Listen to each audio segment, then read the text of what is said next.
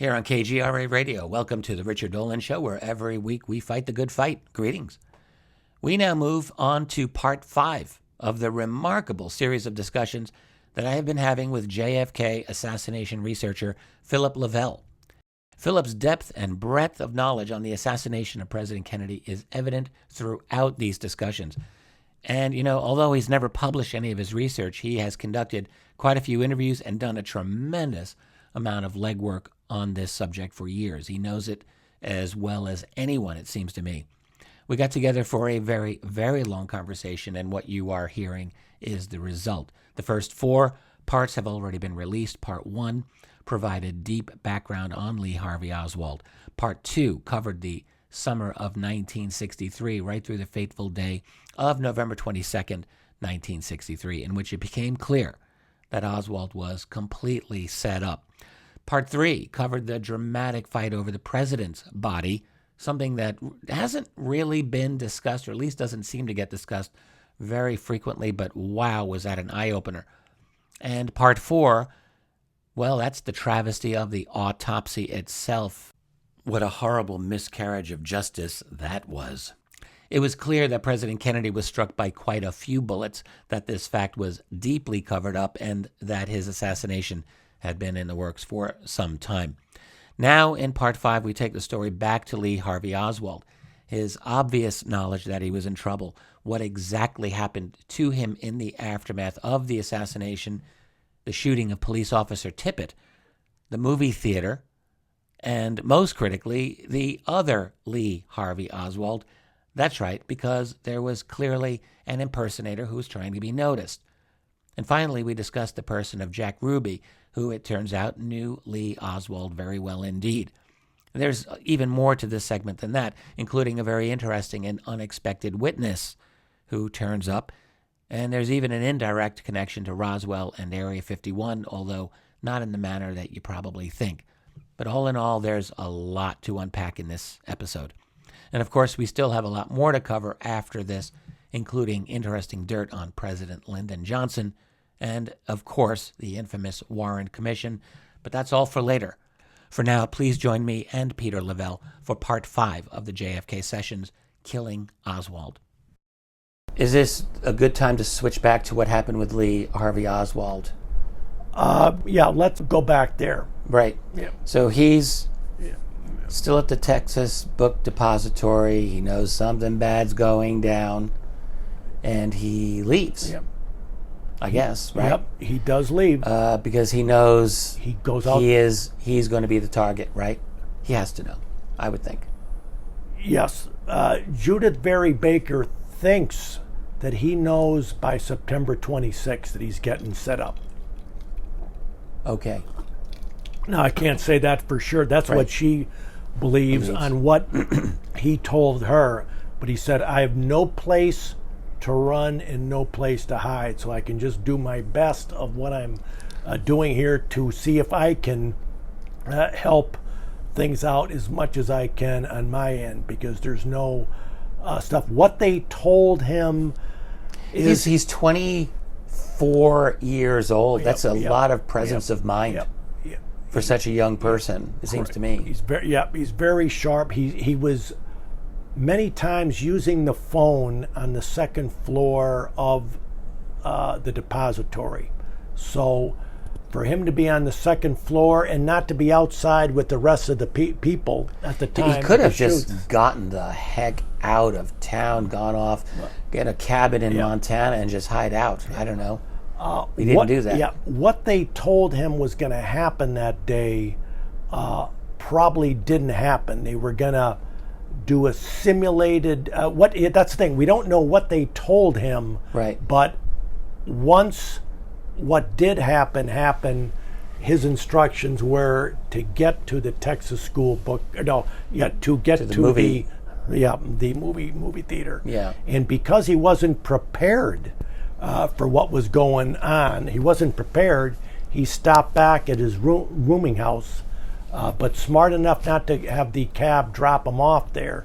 It was about 4 blocks beforehand, and then he walked there. So he was concerned about what was going on and what happened, that the president ended up getting shot. And now he has to go meet his handler and who he's supposed to meet, because the idea was when he had gotten to the Texas Theater, he sat next to 3 to 4 people. This is like a movie theater that holds 200 people. There's like 18 people in there, and they're sort of all over the place. He's going up, sits next to Richard Dolan. Okay, you didn't say it. I guess you weren't expecting me. He doesn't know who it is, but he's got a torn stuff. This is a thing that the intelligence community does, is you have one half of a thing and the person you're supposed to meet has the other half of a ticket. It's something that's known in the community that they do. He had something on him that was torn. It was a ticket or something. So was he expecting to meet an actual handler or connection in the theater? Right. He was instructed to go there. He didn't know who it was. Know who it was. The last one. So he sits next to some person who he assumes is the one. Right. And gives him something? No, he sits next to one, but the person isn't acting like he's not doing that. anything. So then he goes to another one. Then he goes to another. Oh. He is fishing because he knows now. Now that's the story gets wilder. So he's got to be getting really nervous now because there's no one there to give him any kind of sense of security. Exactly. Things have gone astray. We don't know what he thought was supposed to happen, what did happen, but we do know there was 2 arrests at the Texas theater that day. One in the upper area of the theater there, where they took out a guy from the upper part, and Lee Harvey Oswald, that we know of, went out the front, and that's where the photos were, and all these cops that seemed to know he was going to be there. I mean, a lot of people knew he was going to be there. Obviously, we can assume they were tipped off because he was arrested by local police. Right. When was Officer Tippit shot? Is that before this or after this? He was shot at about 1. He was shot anywhere from 1:08 to 1:15 on there. Oswald is at his house at 1 o'clock. So this is before the movie theater? Yep. So what actually happened in that incident? What was the situation? That's Oswald was accused of shooting this police officer, but what actually happened, do you think? That's one of the mysteries of the whole thing, is why the Tippit murder happened, and was it supposed to happen? And something they're pretty sure of, it wasn't Lee Harvey Oswald that had done it.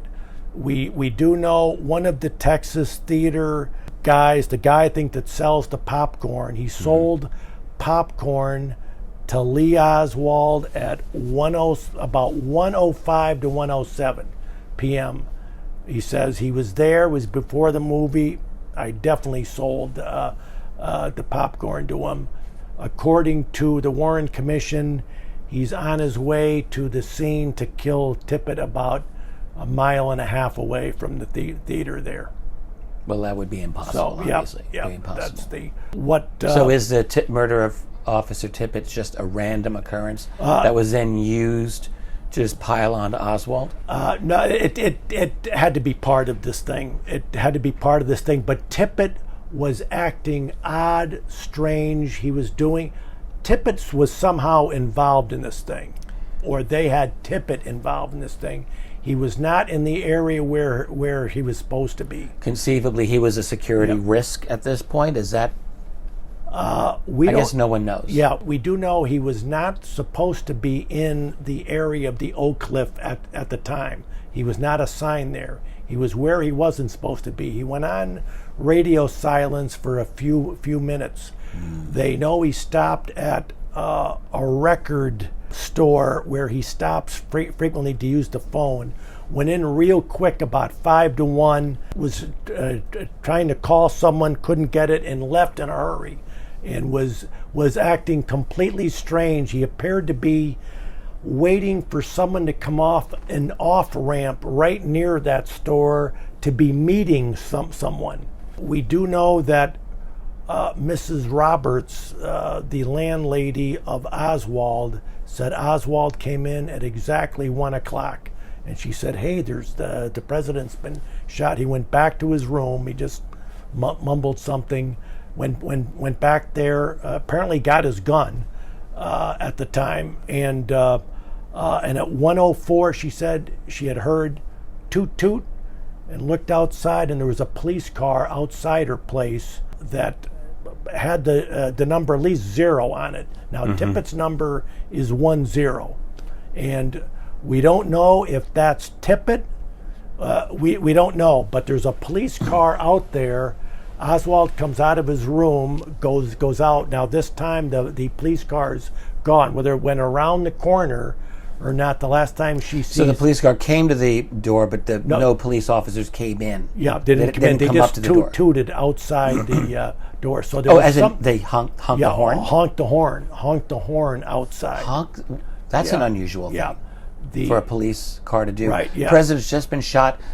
Within 30 minutes, they come to Oswald's residence and hit the horn a couple of times from the street. From the street. And then Oswald does what? Oswald doesn't hear the toot. Only Mrs. Roberts hears the toot, looks out, sees it, believes the number. There's at least a number 0 on it.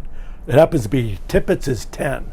So she doesn't identify it for sure. But it's a possibility. It's a distinct possibility. Yes. So what's the hypothesis that you're thinking? Obviously, you're considering something. Yeah. It's that Tippett somehow was working with Oswald? Tippett may have been part of a Dallas special secret unit that is doing some of this anti-Castro stuff. Right. And it's something that they formed, and it's a big secret thing. So that's why they think that all these people know each other, that Tippett knows Oswald, etc. Somehow Tippett was up to something and was looking for someone, and then some cop car came to Oswald's house, tooted. Oswald goes out. Roberts, the cop car is gone then. She sees Oswald standing at the bus stop there. That's the last time she sees him. So he left the house. Yep. Out the front door, presumably, instead of bus stop. Stands at the bus stop. That's the last thing, according to the Warren Commission. And clearly, from there, he goes to the movie theater. Well, no, from there, because it's 1 o'clock. The Warren Commission says this is 1:04. He goes 9/10 of a mile to the scene of the Tippett shooting and kills Tippett, going in the opposite direction of the movie theater. So it's 1:04. Tippett is shot between 1:07 and 1:15. All right, so Oswald's not going to run a 3-minute mile, so he's not going to get there by 1:07 at a dead sprint. Yeah. Or maybe he would have taken a bus. And no one saw it. No one saw anyone sprinting. No one saw. And the latter time would be 1:17. Did you say? 1:15 was the time. So a guy after the shooting the shooting had occurred. That's people are 11 stunned. minutes on the outside. Guy went out and grabbed the police thing. One of the witnesses and said, "Your cop's been shot here. He needs help." So that's how they know the exact time that car came in. If he had gone on foot, that's a nice jog. It's a very nice jog. That's a good clip of a jog to do nearly a mile in not less than 11 minutes. Now he was 24 years old, but that's quick. Mm-hmm. And then to run, immediately shoot him, shoot Tippett for reasons unknown, and then from there to go to the movie theater. But that's impossible because you said the movie employee sold Oswald popcorn at 1:05. 1:05 to 1:07. Oswald was Oswald within walking distance of that movie theater from his residence? Well, this is where we're going to have to say which Oswald are we talking about, because this is where there is definitely 2 arrests at the theater that day. I said, one was up in the balcony and went out the back. The witnesses seeing police cars back there. The guy comes out there, and a guy many years later said, Yeah, I saw Oswald arrested out in the back. They said, and Jim... But officially he wasn't arrested in the back. He was arrested in the front of the theater. He was arrested in the front and came out the front door where he was photographed. That's because there was 2 Oswalds that were in the theater at the time. Now, what do you mean 2 Oswalds? 2 guys that looked like one Oswald and someone who looked like him? Someone that looked like the Oswald. Don't believe me, believe the FBI. Right. They were the ones that had done all of the reports in the Dallas area where he goes in and asked for a scope to be put on a Mannlicher Carcano gun and says, yes, my name is Lee Harvey Oswald, does it. He's out at the shooting range. This is in the JFK movie, causing trouble at the shooting range, shooting at someone else's target. This is in the days before? This is in the days before. So someone posing as Lee Oswald as Oswald is making a lot of noise, being very conspicuous. Going to a used car place and saying, I'm going to come in to some money in a few days. I'd like to get a car here. They don't make cars as good in America as they do in Russia, but I'll buy, and making known. He really said this? Yes. So they remember him. They course. remember him. However, the FBI confirmed he is at the Texas School Book Depository all these times of these other sightings. So they're not happy about it, but it's in the stuff. There is someone out there impersonating Oswald. They don't put that in reports. They just making a mistake. Well, it must have been a mistake then that they just thought they were talking to someone because but there was right, okay, multiple reports there. There is someone. However, one of the witnesses that Jim Mars did interview at the theater got to see them both. The one upstairs and the one downstairs. And I assume said they looked very similar? He says, boy, they looked a real lot alike. That was the one. The idea was one of them's going to shoot the cop. He's the one who brought the cops to the theater by acting suspicious and having someone see him in the door, hiding and going in. By that time, Oswald was already there, waiting and looking for his contact. He was already there. in the theater. Yeah. Probably he had left right from Robert's place, and either Tippett came around, picked him up, dropped him off there, because he sort of knew what if he had to do. Then he was off on another thing that he was supposed to do that day. But Tippett's. He was, there's so many reports of the second Oswald that have in there, besides the report and the phone call that J. Edgar Hoover made to LBJ Saturday morning at 10 o'clock and said, we have information that we have that Lee Oswald was in the embassy back in September. Which embassy? This is the Cuban embassy down in Mexico City. Uh-huh. However, we have verified that the photo taken is not him, and the voice analysis, because they now know what he sounds like, is not him. So meaning someone was in Mexico City, Oswald, or that Hoover is reporting to Johnson. So someone is impersonating Lee Oswald in Mexico City. This had to be an unwelcome report from Hoover to Johnson. Very unwelcome. This explains the meeting with George Herbert Walker Bush and Hoover, I have to think. Yeah.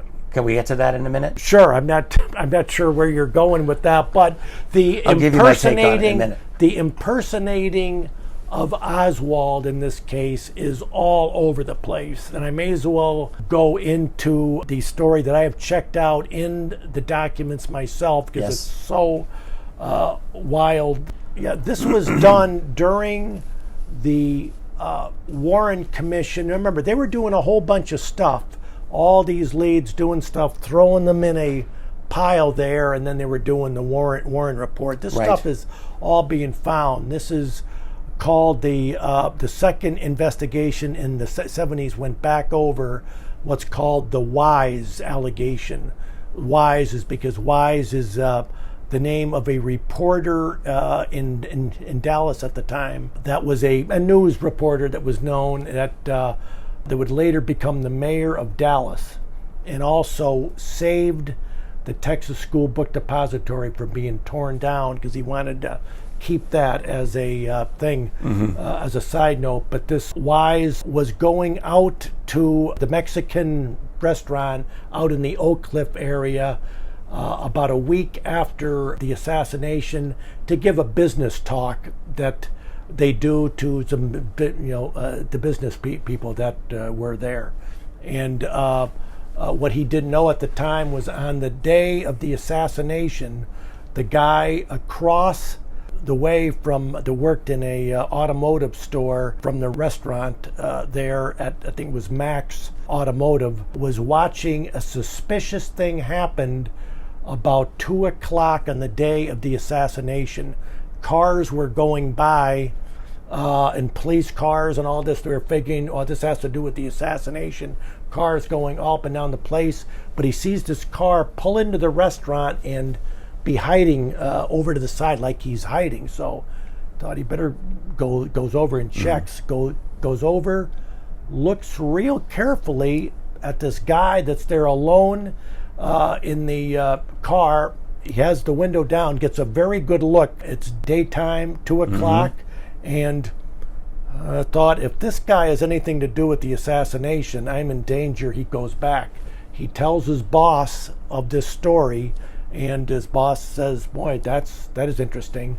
Fast forward to Wise is now at the restaurant.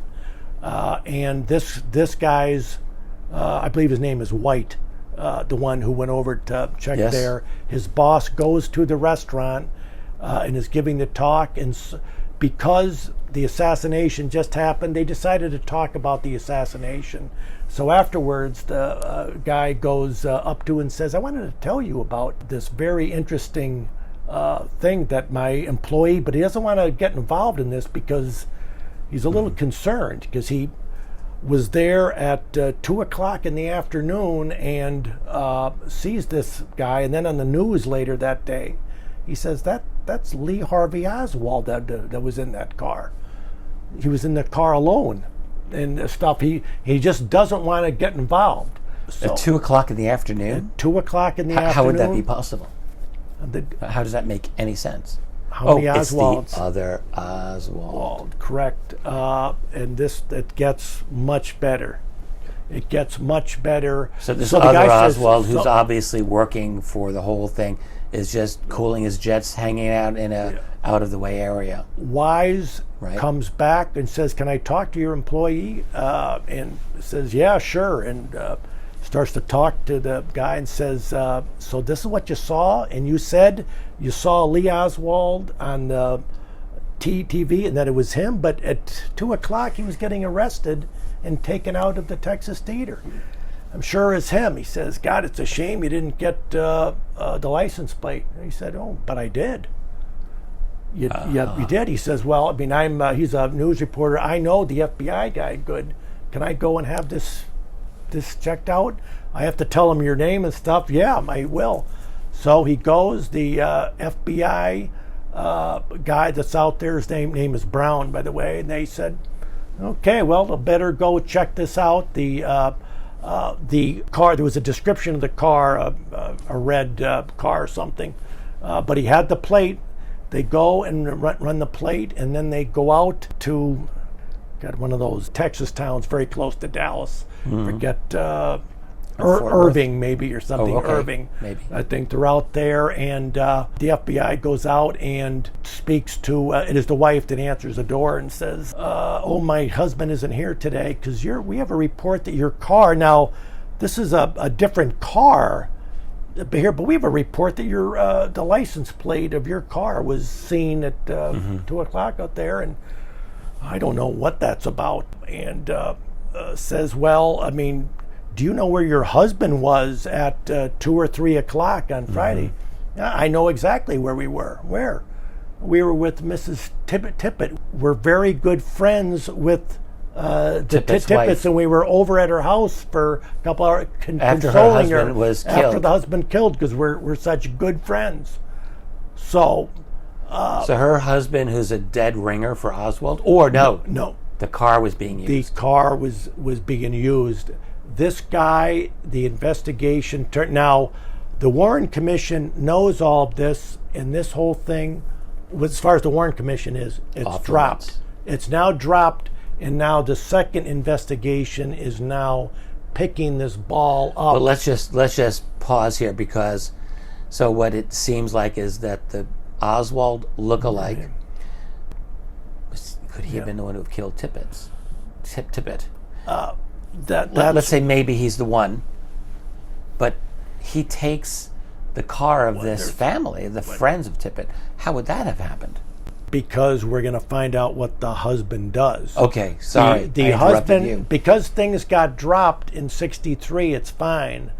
This guy, and why says he went and spoke to this husband who's as nervous as a cat talking, and then he finds out he works at Collins Radio. Collins Radio is a well-known CIA contractor that does all of the CIA work and a bunch of stuff, whereby, by the way, Lee Oswald had told people he was expecting to get a job at Collins Radio. Another little side note. So the husband, the owner of the car, Yep. And was an employee at Collins Radio. the owner of the license plate. Yes. Let's call it the owner of the license Yeah. plate. And a few months before, he was in Washington, D.C., installing communications radios and all that, the technical stuff into Air Force Two, Lyndon Johnson's plane. That is what this. I had to go and That's read a this breathtaking for my moment. It's a breathtaking moment. This guy, because the investigation is going on, he says, "I'm not going to speak anymore until I get full immunity." This is the husband there. Yes. That's not going to speak anything It was more. his license plate, but not his car. But not his car. It was a different car. It was a different car. And like all things, once again, it got dropped. But it's in there. It got dropped twice. As Wise said to the people, he says, when he talked to the researcher, he says, you've always heard about the second Oswald, right? He says, that's what is. There was two Oswalds at the theater. One was arrested, taken out, and then was let go because his job was done. Exactly. The police report made a mistake somewhere. There was a scuffle in the balcony and subject arrested. It's like, well, everything was down there. Someone sort of mixed in and conflated this stuff, but several people saw this arrest because there were several cop cars back there arresting the other Oswald. They let him go. Somehow he had the car probably preset because he was supposed to get out of town, and so when he was seen at Yep. 2 p.m., he must have just been released by the police. Yeah, it was very closely like after that. right Yep, after he gets arrested by the police, Yep. Because they had to Yep. have held him for Yep. 20 minutes at least, I would think, Right. half hour, Yep. and then he just drives out, and Yep. the first thing he Yep. does probably is go to this Yep. this location, and he's seen by that Right. person. Let's take a quick break. I'm Richard Dolan here with JFK assassination researcher Philip Lavelle on KGRA Radio. Welcome back to my interview with JFK researcher Philip Lavelle as we continue our discussion on everything to do with the killing of Lee Harvey Oswald.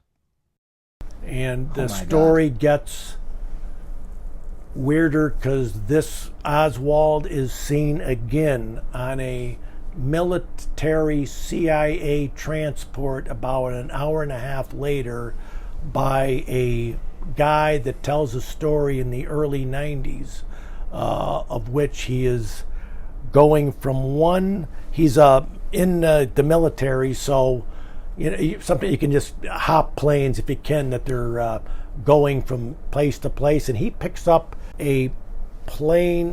I forget where he was picked up, in Colorado, and ultimately he wanted to go, I forget where, and he stopped at the Air Force Base said, "Do you have any planes going?" And one guy said, "Yeah, we do have one going. It's leaving soon." So he went out and says all things were very quiet in this plane. It was a different thing. He saw the emblem up front that he identified as sort of the CIA emblem. There's sort of an Earth or something, but it's a government thing. And he's going. They're on their way, and suddenly there was an announcement made. The President of the United States had been shot in Dallas. And that's all. He says he knows the area. He's not saying a word. He knows the Dallas area because he knows we're landing in Dallas. We're landing in a sort of a makeshift landing spot near the Trinity River. He sort of knows it. They go land. Next thing, pick up about 2 or 3 other guys. They get on the plane, sits there. He doesn't think much of it. Goes. They drop him off at which is ironic where he goes plane comes next. in from outside. Lands. It's got government emblems on Yep. it. They pick up a couple of guys. A couple of guys. They sound like the shooters. Couple of I'm guys. guessing, right? Couple Grassy of knoll guys. Yep. Couple of guys. Okay. Picks them up. Then this guy is that no one's saying a word. This is just a spooky thing. They fly, of all places, to Roswell, New Mexico. The Army Air Base, Air thing there Air Force drops Base, off and said you have to get off here. All flights are because of what had happened. We can't be in the airspace now. There was some sort of a problem with being in the airspace after this killing. I think there was some sort of a moratorium for a short while on air, but at least they that is got what out they first. told. They got out, left him there. Sort of he was there. He went up. There was no one around. He had to call someone. He was just befuddled. This is the guy who's working. Yeah, just the guy that's working and sees that the other guys got off. They didn't say a word. Was no one of them said the a word. Oswald lookalike? Well, when he goes to the TV that night and starts looking, and holy good Lord, tells his wife, and they both make the decision, we are not saying a word to anyone about anything of this. Then I think they live so in one is the Oswald lookalike, and one or two other guys. Yeah, 1 or 2 other guys were with him. He didn't get on the plane alone. There was a couple other guys there. So maybe but 3 he did. guys. He didn't have any input on what. But And they flew to Roswell, New they Mexico. flew to Roswell. That was the interesting thing. I forget exactly. Because they where had to put a flight he was plan in going. with him, I I had to suppose. look. Is that what it was? I have no idea what I'm sure the flight plan wasn't to land where they did along the Trinity River, just outside of Dallas there, which is not that far from Dealey Plaza, which is an interesting. So the shooters have to have a little jaunt to get to that airport or that field. Or people apart. Yeah, one. But this guy, the lookalike Oswald, got there. This guy's life completely changes. The witness, they know who he is. What time are we talking here, roughly, when this? This is like 3:30 or 4 o'clock or something. It's there. It's right. dark. Yeah, it fits. This second Oswald is seen. First of all, My goodness, I never heard any of this. Well, he's outside the Theater 1, right where where he's arrested. Where the guy said, "I just assumed I always saw the arrest of Lee Harvey Oswald," and then he found out they were showing no, Oswald was arrested and came out the front. Then the guy said, "Then who the hell did I see arrested?" That stuff. The guy. This ends up at Area 51. How? This witness, right? What this guy now is a witness to something, and he got on this plane by someone that probably put him on there that never should have. He was somewhere where he wasn't supposed to be. You're talking right? about the guy The working witness. at this little airport. No, well, the guy who got this is the military guy who was looking for a military hitchhiking ride, and one of the people at the military airport said, "Yeah, we have a plane that's going, somewhere where he wanted to go at the time. So yeah, you can hop on that." And I have a feeling he wasn't supposed to be on there, and he thinks he wasn't supposed to be on there. But the fact he was on there, now he's seen something he wasn't supposed to see, and they know who his name is. So him and his wife agreed not to say a word. The next thing you know, a few weeks later, some neighbors come in and said, do you do anything wrong or something? Do you wonder? Yeah, we had some government people here asking questions about you, what you talk about and all this stuff. And so he's now under watch. And then, and to make this long story short, they want him to re-up in the military, and they want to give him a job. And he's sort of resisting it. But for the most part, they tell him, no, you're going to take the job, and you're going to be working, you are going to be working at a place called Area 51.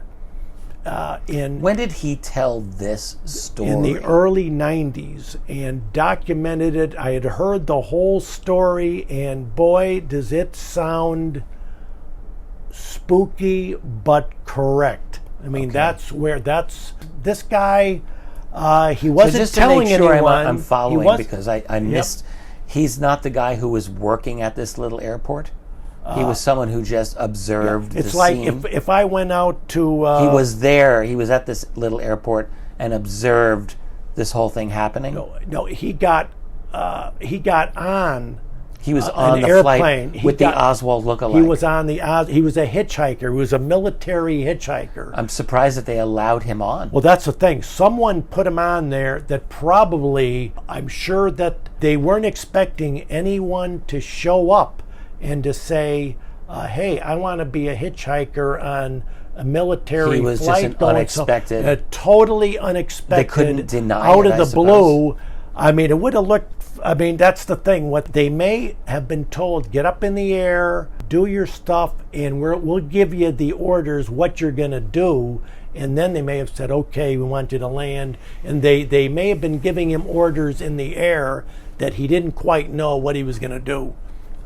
Stuff. And so this guy was completely. So this witness ends up getting a job at Area 51. A place where they could watch him and observe him, and also where you had to sign all of the documents where your whole life away. And he felt that he better do this or he's in danger. Him and his wife always thought this was something that he saw he was never supposed to see. And that's the way they dealt with this guy. But he finally came out at about 93 or 94. Amazing. And so that's the story about the second Oswald. And I think basically the escape of the second Oswald and what I'm going to assume are at least two of the gunmen. Right. Sounds like. Right, yep. Now what about the real Oswald and maybe the Jack Ruby connection? The Jack Ruby connection is, those two knew each other from a young age when Oswald was young. And what was Ruby's actual name? Jack Rubenstein. Okay. Jack Rubenstein. And his thing was he was connected to the local mafia or maybe higher. His first job was being a runner when he was a little kid for Al Capone in Chicago. That's where he started out, going way, way back. And then was an obvious gangster type, doing stuff, running the nightclub that was basically owned by the local mob there and everything, and did all the local, took care of the cops, paid off the cops and the gambling stuff, took care of the cops when they came in, and it was that's the way that Jack Ruby. Everyone knew him, all the cops knew him, right, and all that, and they were pretending that they didn't after he got in there. And the second investigation into the assassination has, they say Ruby must have been let in intentionally by someone on the inside. So just to describe the shooting scene, Oswald had been held for a full day? About 43 hours. And he certainly looked like he got beaten around. Yep. Definitely roughed up. Yep. And he's being led out through the back entrance of the police department? Correct. And Ruby is waiting there. He's able to get some access. You should describe this. Not quite. Yeah, the missing moving time. Yeah, by the way, he was interrogated for, I think the total number of hours is about 12 hours total. You've got Secret Service there, FBI, and the Dallas police that are there. Not one recorder. Do we have any idea what transpired in that 12 hours? Do we have any notes, transcripts, alleged transcripts? Anything? No, the most important suspect in 100 years since John Wilkes Booth, who didn't live very long himself, the most important suspect, there was no transcript, no transcriber, no recording, nothing that would say what he was saying and what... Even at the time, that had to be extraordinary, it right? It was incredibly, extraordinarily ridiculous for him to do it. With local police, FBI, and who knows who else. And with him on camera saying, will someone come forward to give me legal assistance? So without a lawyer, they won't let him get a lawyer. They won't let him see a lawyer. They won't let him talk to a lawyer.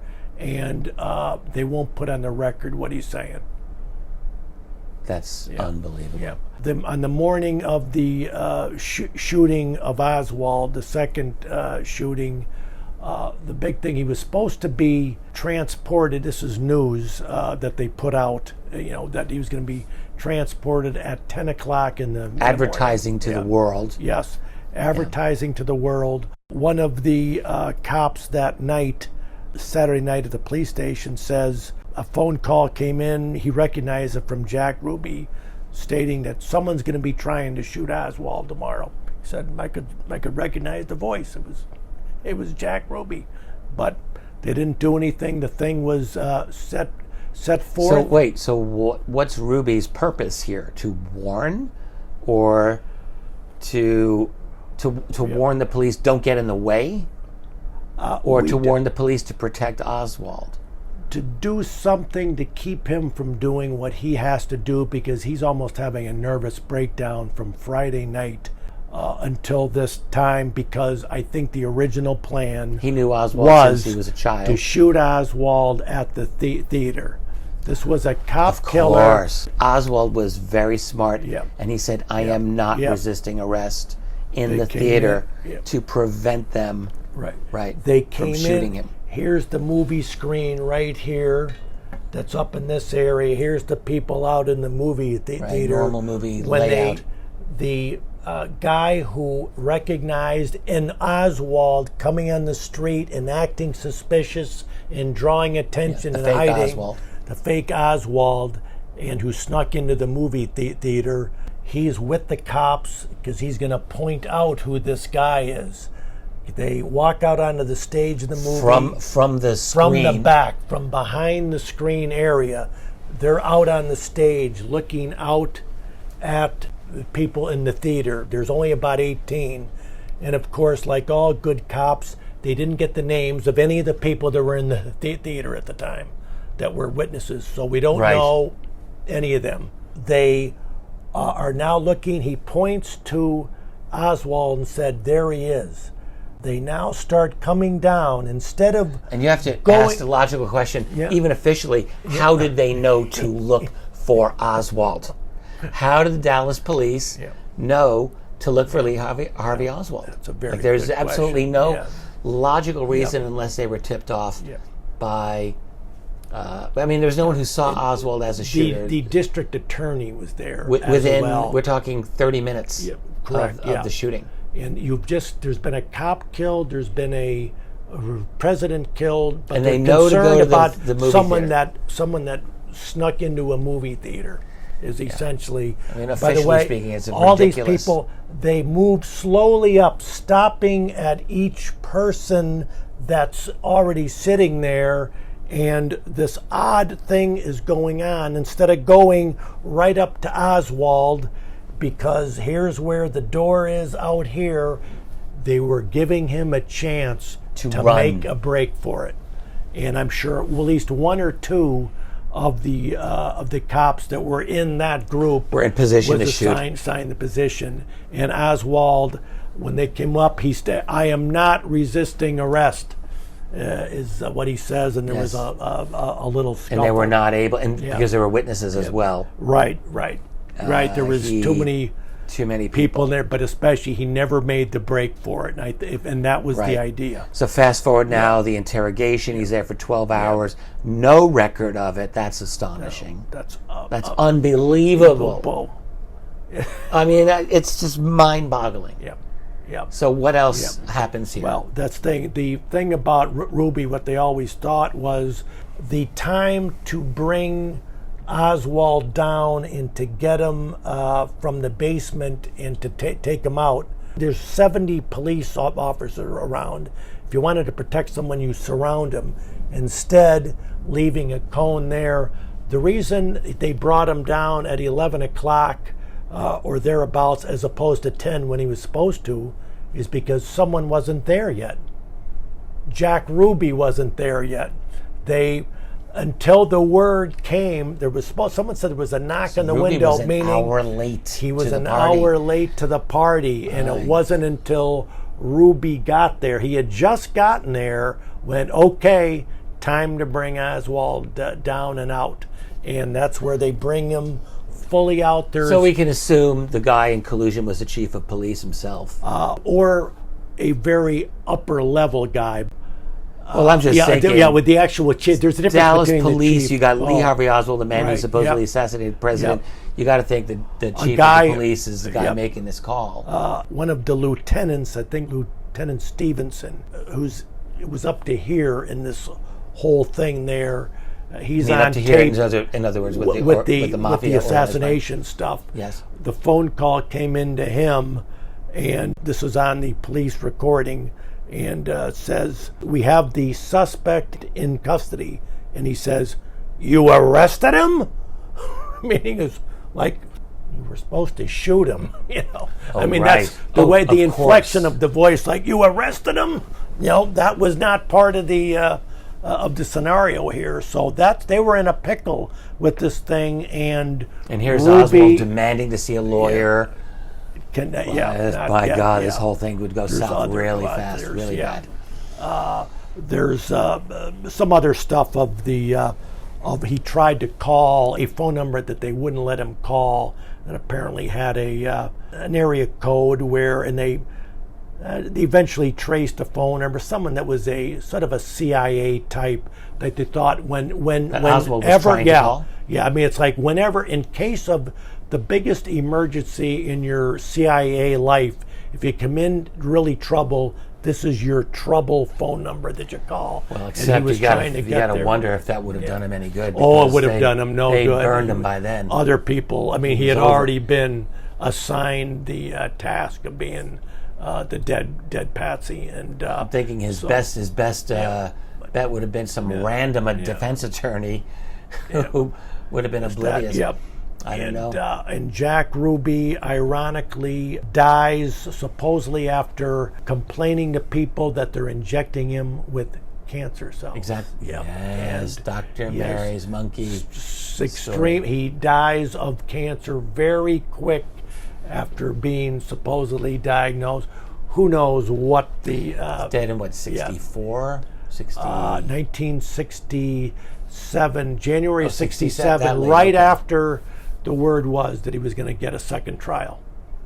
So he was, I assume, held in custody without much of any... He did get interviewed by Dorothy Kilgallen, the journalist, and she ended up dead. She died before he did. Yes, in November of 65, where she told friends that she has a transcript of a book that she has with someone that is that's going to keep this thing she's been working on. It's going to, quote, crack this thing wide open. Supposedly she's told her friends, I've got Ruby knows Oswald knows Tippit. She's really putting, and she had her trip she was going to take before she died was to New Orleans. She knew where the action was.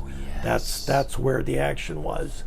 That's where she ends up in a Marilyn Monroe type death. And a couple of alcohol, days, barbiturates, some kind of drug overdose, I think. a couple of days later, her friend, her close confidant that supposedly also has a copy of the transcript, is found dead, and no one has ever found the transcript at all of the book. So that's one of the many casualties. But she had done a lot of work and was on the right track. Undoubtedly. Jack Ruby, he was recording. If you've ever seen the recording where he goes, this is after Earl Warren came there, I think Alan Dulles, to do the interview with him, and he said, "I can't talk here." Wait, Alan Dulles did the interview with an interview with Ruby? I have film of Dulles in Dallas walking around with Earl Warren. Yes. I believe on that trip is the same time they went to interview Ruby in his cell. I believe Dulles was also there. Earl Warren for sure. Can you imagine what that interview had to be like? Oh my gosh. But Jack Ruby told them, "I cannot talk here. I will never be able to tell you the truth here. Take me to D.C., protect me, and I'll tell you." This had got on tape. Why do you think he would not have been able to tell them there? I mean, they wouldn't have done anything with the information. Well, he told them, "If you leave me here, you'll never see me alive again." That's what, you'll never see me alive again. Now he's sort of telling, I'm going to talk. I'm going to talk. Well, I would ensure that they would never let him talk. Well, that's the thing. Now, he thinks he's talking to Earl Warren, the Supreme Court Justice, who he is. But they said, we don't have any way to protect you on this. And the reporters ask afterwards, Jack Ruby gives a little statement that now no one's ever going to know what the true nature of this whole thing is, that the position of the people that put me in the spot that I'm in, and no one's ever going to know about what really happened here. And the reporter asks him, well, are these people that are involved high up, very high up? Are they something about they're at the top or something? It's obvious that he's implying this is a very high level thing. So he says that on tape, is dead. I mean, not that long. My God. Afterwards. So we have the Oswald death, the Ruby death, the autopsy Friday night, and the investigation, how they pieced everything together about this is Sarah Wecht. We did not talk about the Zapruder film. Okay. And the manipulation of that. And indeed, Philip and I will have a good discussion on the Zapruder film, but that will be for the next segment of this interview. That concludes part 5 of the JFK Sessions with researcher Philip Lavelle, where we discuss the killing of Lee Harvey Oswald and everything around it. It's obvious that the way things were set up, Oswald never had a chance. 12 hours of interrogation and no record of what happened during it. So much more. This was truly a rigged game. Oswald was the patsy to serve as the pretext for the coup d'etat that was the murder of an American president. Don't miss the rest of this series, by the way. We still have to cover President Lyndon Johnson, the Warren Commission, and of course we've got to ask the important questions of who and why this all happened. Hope to have you with us. Thanks for listening. Because of the nature of social media everywhere now, the presence of this and similar programs I've created are never secure. You never know when the hammer may come down. That's why I encourage you to visit my website, Richard Dolan Members, where I produce much more content just like what you've heard. Hope to see you there. Meanwhile, let's remember, while we learn and grow and search for the truth, let's be good to each other. Later.